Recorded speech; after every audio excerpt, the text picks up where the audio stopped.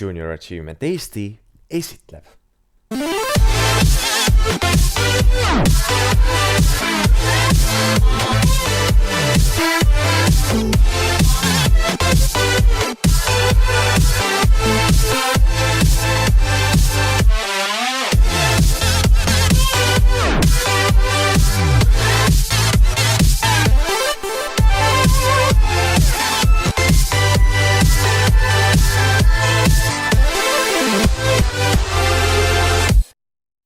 Tere taas, head vaatajad, tere tulemast tagasi õpilasrühma programmi raamatupidamiskoolitusele. Minu nimi endiselt Ander ja oleme siis pooleli eelmisest korrast õpilasrühma Karukatel raamatupidamisdokumentide ülevaatamise ja tegevuse analüüsiga. Eelmine kord saime siis teada, et õpilasrühma Karukatel, kes üritab maailmarevolutsiooni teha savikruuside tootmisega, on teeninud oma esimese kahjumi detsembrikuus 57 eurot teatavasti.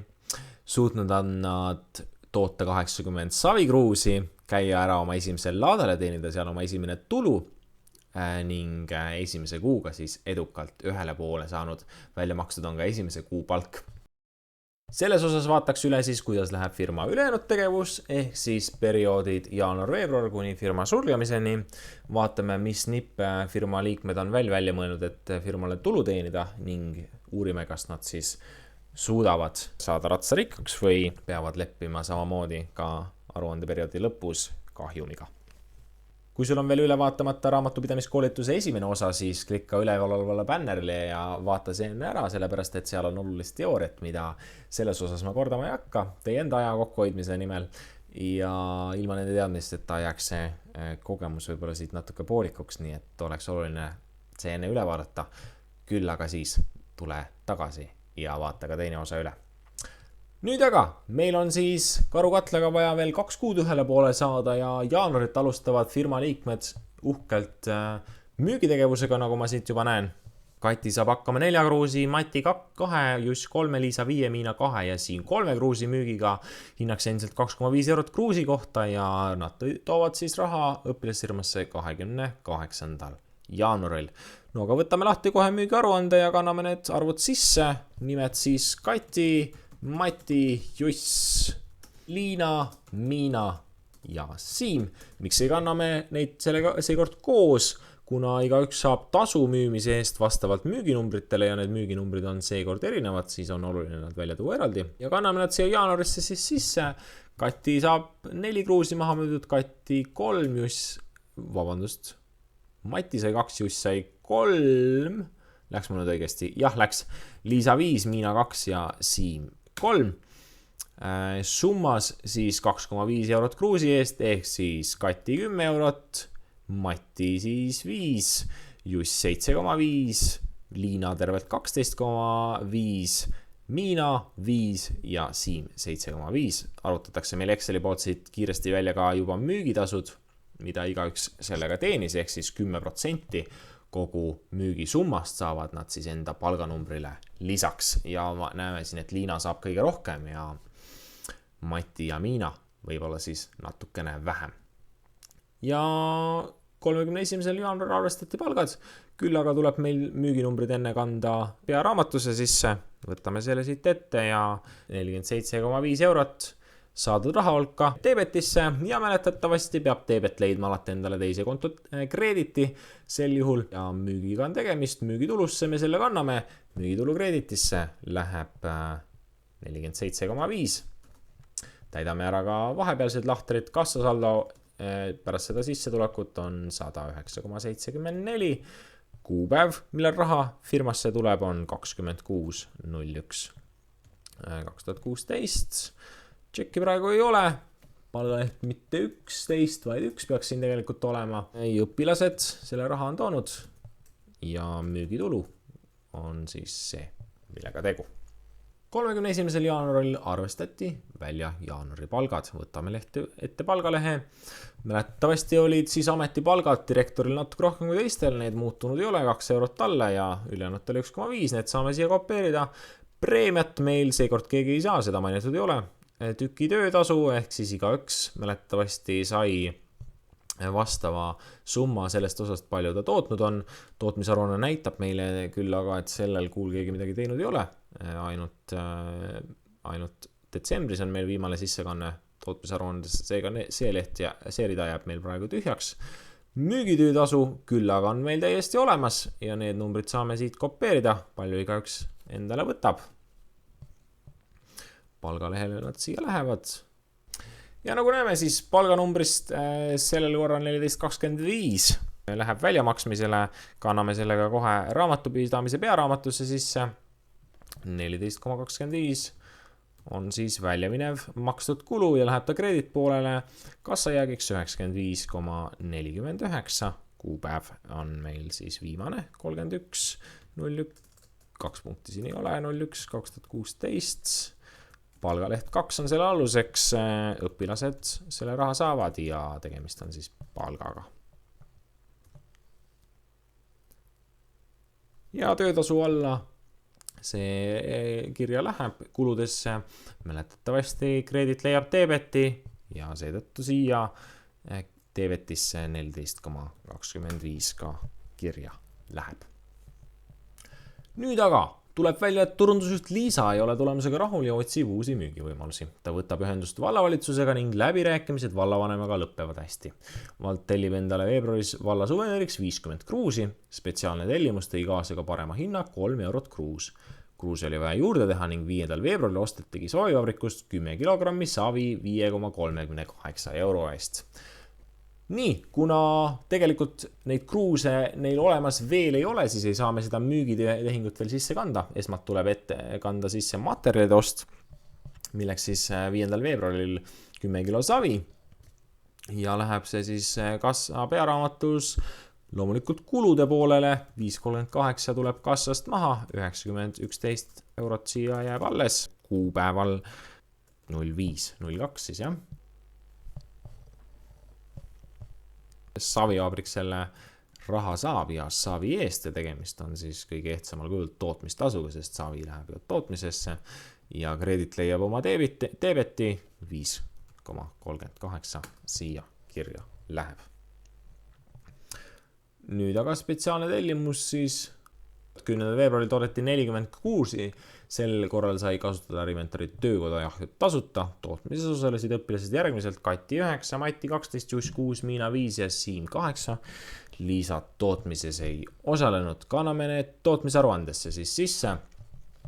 Vastavalt siis nii nagu kirjas oli Katile 9, Matile 12, Jussile 6, Liisa oli see, kes 0 sai, eks ole. Ja siin on veel meil Miina 8 peal ja Miina 5 peal ja Siim 8 peal ja kokku nagu näete, 40 kruusi nad siis kokku toodavad. Ja vallale tehti siis kruusid õigeaegselt ja saadi müügilepingu alusel 25. veebruaril tasu 50 kruusi eest kokku 150 eurot.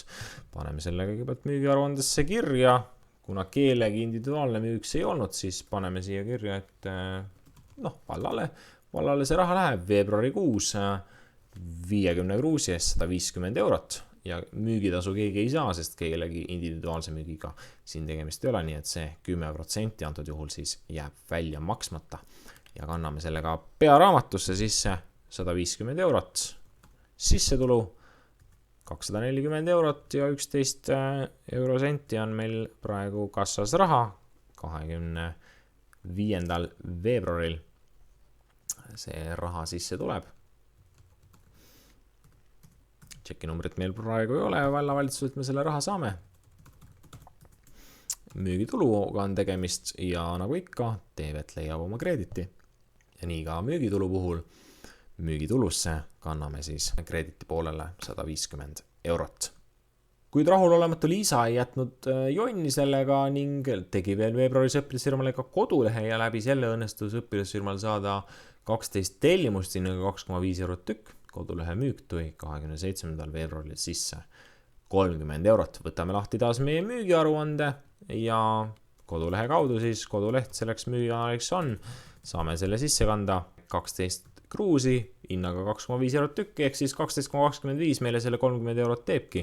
Summa 30 ja müügitasusid keegi kahjuks jällegi ei teeni, sellepärast et see ei ole kellegi individuaalne müük. Liisa küll kodulehe tegi, aga otseselt ta ju neid kliente sinna kodulehele ei toonud, nii et müügitasusid temale ka ei lähe. Liisa on küll palju tööd teinud vallavalitsuse ja nüüd ka kodulehega, kuid kes juba tunneb, et Liisat natuke halvasti koheldatakse, siis ta saab väärikalt veel tasustatud. Aga enne veel, kui me selleni jõuame, siis kanname pearaamatusse sisse meie müügitulu. 30 eurot siis see oli ja kassa seis 270.11, kuupäev 27.02.2016 see raha sisse tuli, tuleb see kodulehe kaudu ja on ta siis endiselt taas müügitulu. Teebet leiab oma kreediti vastaval kontol 30 eurot müügitulu alla kreeditisse kirja läheb. 28. veebruaril maksti välja veebruari palgad ja Liisa ühise otsusega preemiat 9 eurot suurepärase töö eest võimaluste muretsemisel. Vaatame siis üle meie veebruarikuu palgad. Võtame ette palgalehe number 3. Nagu ikka, ametipalgad ei ole muutunud, need saab siia kopeerida, kuid firma ajaloos esimest korda makstakse kellegile preemiat ja selleks on siis Liisa 9 eurot tema kontole kirja läheb. Nüüd tükitöö tasu, mäletavasti selle arvutasime me selle tabeli viimase 3 rea veeru osas ja need andmed, palju igaks tootis tuli meil võtta tootmisaruandest, ehk siis siit me nad kopeerime, loodetavasti nad siia ilusti kaasa tulevad, paneme need siia viimasele palgalehele olemas ja 0,5 eurot oli siis see kokkuleppe hind, mis ühe kruusi tootmisest sai. Need korrutatakse nüüd läbi ja saame iga tükitöö hinna, mis läheb ka kohe meil siia.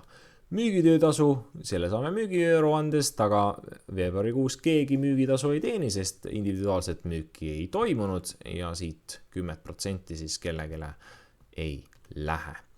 Ja saamegi, et kõige suurema summa paneb endale taskusse veebruarikuus Liisa 10,5 eurot ja 4 eurot siis Miinale, kes kõige ädisema palgaga peab leppima. Kokku firmale tähendab palkade väljamaksmine kulutusi 38 euro ja 50 euro sendi ulatuses. Kanname selle kohe pearaamatusse sisse, välja mineva kuluna 38 eurot, 50 euro senti, alles jääb 231 eurot ja 61 senti, kuupäev 28.02.2016, palgaleht 3 alusel me selle maksame õpilastele ja palgad ja teebet. Ja alati oma kreedit leiab alati oma teebeti, antud juhul märkisime me kassa raamatust selle siia makstud alla ehk siis kreediti poolele ja tegemist on kulude osas töötasuga, mistõttu lisame me sellega nüüd siia poole 38,5 eurot kirja läheb ja olemas ta on. Nõndaks, 1. märtsil lõpetas õpilasfirma oma tegevuse, selle seisuga tehti lõppbilanss. Seetõttu tuleb siis ära täita nüüd kasumiaruanne, aga vaatame veel üle, kuidas õpilasfirma oma tegevuse lõpetab. Õpilasfirma on siis 422 eurot ja 50 euro senti firmasse sisse toonud, välja on läinud 190 eurot ja kokku on hetkel kassas 231 eurot ja 61 senti. Aktsiakapital 120 eurot on püsinud muutumatuna, müügitulu on firma teeninud 302 eurot, tootmiskulusid on tulnud kanda 66,14, töötasude peale on läinud 109,75 eurot ning muudesse kuludesse on suudetud veel kirjutada ka 15 eurot. Võtame lahti meie kasumiaruande, et teada saada, kas firma tegevus on olnud siis tulemuslik või mitte. Ja võtame arvesse siis kogu aruande perioodi ehk siis õpilasfirma tegevus algusest 1. detsembril 2015, kuigi me sellest väikse osa juba arvestasime, siis selleks, et teada saada, kas kogu tegevus on olnud kasumlik või kahjumlik, võtame me nüüd selle kõik uuesti arvesse. Ja pearaamatust siis tulude osas müügitulu 302 eurot 50 senti tuleb tuludesse kanda, vabandust siia. Mäletatavasti aktsiakapital tulude alla arvestamisele ei kuulu, sellepärast et see on teie enda sisse pandud raha ja seda seetõttu ka tuludena ei arvestata. kuna firma kuulub teile ja teie selle raha sinna panete, siis firma eesmärk on ju mõistagi teenida oma aktsionäridele tulu, aga sellega, kui teie oma firmasse investeerite, firmale ju tegelikult tulu ei tule. Seetõttu selle jätame siin arvestamata. Liigume edasi kulude poolele, vaatame üle, palju palka on makstud, 109,75 näitab meie pearaamat. Kanname selle siia sisse, õigele reale. Materjalide peale on kulunud, ehk siis tootmiskuludes on läinud 66,14 eurot. Ning muudesse kuludesse, nagu ma õigesti mäletan, 15 eurot, see ka veel siia kirja ja voilà, õpilasfirma on kokkuvõttes teeninud 111 eurot ja 61 senti kasumit oma aktsionäridele. See on väga tubli tulemus, 2 kuuga suudeti 57 eurosest miinusseisust välja tulla. Vaatame üle ka bilansi, et teada saada, kas raamatupidamine on korrektne. Mäletavasti raamatupidamise kuldreegel oli see, et aktiva peab võrduma passivaga, ehk siis need numbrid, mis hetkel on siin nullid, peavad jääma ka võrdseks, nii nagu on nullid omavahel võrdsed. Ja see siis aitab meil vaadata, et kui sissekannet kõik siia tabelisse on tehtud, ja kui need numbrid klapivad omavahel, siis järelikult on raamatupidamine korrektne. Kui need numbrid nüüd erinevad, siis on kuskil mingisugune kala ja tuleb hakata otsima viga, tõenäoliselt pearaamatust, kui sealt ei leia, tuleb üle vaadata kõik muud tabelid ka, et bilanss ikkagi tasakaalu saaks. Need õpilased, kes plaanivad tulla õpilasfirmade lõppvõistlusele Eesti parim õpilasfirma, siis kindlasti ärge esitage bilanssi, kus on aktiva ja passiva tasakaalust väljas. See annab teile päris suuri miinuspunkte võistluseks. Nii et proovige ikka see viga kuskilt üles leida. Aga täidame selle ära. Raha kassas, selle saame me pearaamatust. Siin on 231 eurot ja 61 senti hetkel. Paneme selle kirja. Materjali ja varusid, nagu me eelnevalt rääkisime, ei saa õpilasfirmal olla, sellepärast et me kanname kõik tassid, mis meil tegelikult võib-olla olemas veel on, juba algselt kuludesse ära ja seetõttu me neid uuesti varudesse märkida ei saa, muidu see tähendaks topelt sissekannet ja seda me mõistagi ei tee. Põhivara õpilasfirmal ei ole, sellega on aktiva pool siis ühel pool 231 eurot, 61 senti siia poole, võlgasid õpilasfirmal ei ole. Aktsiakapital mäletatavasti 120 eurot sai sisse pandud sinna ning kasumi, selle saame muidugi kasumiaruandest 111 eurot ja 61 senti siia kirja läheb. 231,61 aktiva poole peal, samasugune number 231,61 passiva poole peal.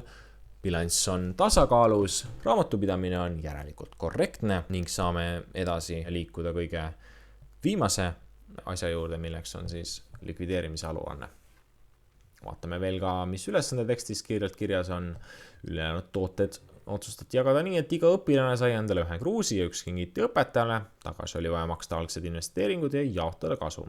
Me ei kajasta siis kuidagi neid välja jagatud kruuse ja õpetajale antud kingitus, sellepärast et nagu rääkisin just bilansi juures, siis me oleme need kandnud juba korra kuludesse ja kui me need ära ei müü, anname tasuta ära, siis tegemist ei ole meie jaoks enam lisakuluga, vaid see on lihtsalt potentsiaalne kasutamata jäänud kasum. Aga nii, likvideerimise aruanne. Oleme siin juba eelnevalt ära täitnud pool tabelit. Igale aktsionärile sai siis 10 euro väärtuses 2 aktsiat, kogu summas 20 eurot. Kõik olid võrdsed osanikud. Ma tuletan teile igaks juhuks meelde, et õpilasfirmas ei tohi ükski õpilane omada aktsiate enamusosalust, ehk siis kellelgi ei tohi olla üle 50% aktsiaid käes. On lubatud neid jagada mittevõrdselt, küll aga peab siis olema see niimoodi, et kellelgi enamust ei teki. Järgnevalt on siis dividendide väljamaksmine. Dividendide puhul on siis tegemist kasumiga, mis firmast välja makstakse. Antud juhul oli see siis 111 eurot 61 senti ja kui firmast kasum välja makstakse, siis seda meil siis dividendideks nimetataksegi. Dividend ei visata suvaliselt inimestele laiali, vaid igaüks vastavalt oma aktsiate hulgale dividendi makse saab. Ja arvutatakse siis välja, palju ühe aktsia kohta dividendi makstakse, jagatakse siis kogu jaotatav kasum ära aktsiate koguarvuga, mis on siis 111,61 ja kui me nüüd selle jagame aktsiate arvuga, mille me saame siit kokku 12, siis saame nii nagu siin ülesande tekstis kui juba kirjas on, et üks aktsionär on teeninud 9,30 eurot dividende ja saame selle siia kirja panna. Kuna see on kõigile võrdselt, siis saame ka kopeerida seda, nii et 18,6 eurot igale aktsionärile dividendide väljamakseks läheb. Kokku siis saab iga aktsionär tagasi 38,6 eurot ehk siis oma algse investeeringu 20 eurot, mis ta pani sisse ning lisaks selle investeeringu tulemusel tekkinud kasum, mis jaotatakse võrdselt antud juhul 18,6 eurot näo peale, kokku 38,6 eurot. 231 eurot, 60 eurot senti siis laiali jaotatakse, ehk siis tegemist on kogu selle summaga, mis hetkel õpilasfirma kassas on. 111,61 päris täpselt ei jagunud, nagu näete, 1 sent jäi kuhugi vedelema, äkki siis teevad näo, et kadus ära või kassast ei saa seda kuidagi kätte, või siis keegi õnnelik saab selle 1 sendi endale, aga 1 senti meil enam 6 inimese vahel ära jagada ei saa. Aga meil on veel lisaks kirjas, et õpilasfirma otsustas aga annetada 27,61 eurot koerte varjupaigale. Ja küsimus on, et kui palju saab nüüd antud juhul siis igaüks dividende. Selle lihtsustamiseks on meil siin üks järgmine tabel, kuhu me saame sisse panna siis antud hetkel siis kasumi, milleks oli 111,61. Annetuste peale läheb 27,61 eurot. Järelikult jaotatav kasum väheneb 84 euroni. Kui varem aktsiate arv oli 12, mis endiselt on sama muidugi, varem sai ühe dividendi ühe aktsia kohta 9,3 eurot, siis antud juhul, kui jaotamisele läheb 111 euro asemel 84 eurot, sest 27 eurot antakse annetusteks, siis aktsiate arv on ju endiselt sama, järelikult saab dividendi aktsia kohta igaüks 7 eurot. Ja selle jaoks on meil järgmine tabel, kus me saame selle arvutuse kiirelt teha. Need numbrid siin on ju endiselt samad, kopeerime nad siia kiiresti. Voilà! 10 eurot korda 2, igal ühes kogusummas 20 eurot sisse pandud oli. Igaüks 7 eurot aktsia kohta saab ja kokku siis 14 eurot igal ühele dividendide väljamakses ja kokku 34 eurot iga õpilane siis teenib, ehk siis saab tagasi oma summa, mis ta sisse pani, firmasse algselt investeeris ja investeeringu tulemuse, ehk siis firma teenitud kasumi laiali jaotamisena veel 14 eurot lisaks, kokku 34 eurot. Ja et kontrollida, et kõik on korrektne, saame siia rahajaotusesse panna kiirelt kirja, palju oli meil raha kassas, vaatame selle kiirelt pearaamatust üle. Raha oli kassas 231 eurot ja 61 senti, paneme selle siia kirja. Aktsionäridele läks jagamiseks 204 eurot, selle summa saame siit, ning annetamiseks mäletavasti 27,61. Kassas järgi on meil nüüd selle seisuga täpselt 0 eurot, ehk siis kõik on korrektne, kõik raha, mis kassas on aktsionäride vahel laiali jaotatud ja sellega on firma edukalt suletud. Õpilasfirma töö on sellega lõppenud. Ja sellega lõpeb siis ka meie raamatupidamiskoolitus.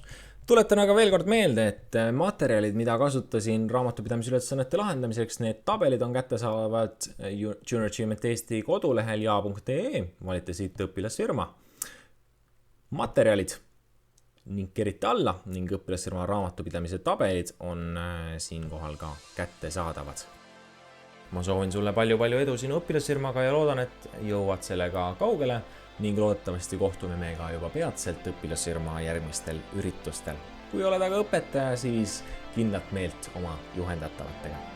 Õpilasfirma koolituse tõi teieni Junior Achievement Eesti, minu nimi oli Ander, peatse kuulmiseni.